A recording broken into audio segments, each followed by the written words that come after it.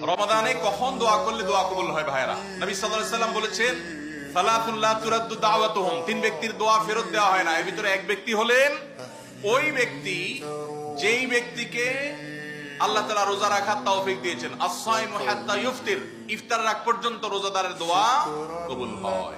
কিন্তু স্পেশালি ইফতারের আগের টাইমটা দোয়া কবুল হয়, যে টাইমে আমরা ছোলা মুড়ি মিশানোতে ব্যস্ত থাকি, ওই টাইমটাতে দোয়া কবুল হয়।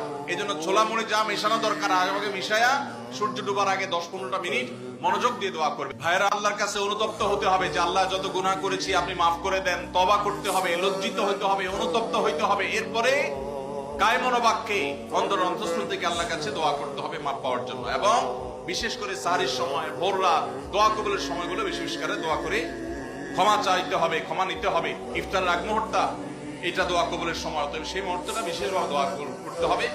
দোয়া কবুলের যে শর্তগুলো আছে, হালাল উপার্জন, কায়মন বাক্যে দোয়া করা, মনোযোগের সাথে দোয়া করা, চোখের পানি ফেলে দোয়া করা, সেগুলো করলে আশা করা যায় আল্লাহ তাআলা ক্ষমার দোয়াও কবুল করবেন।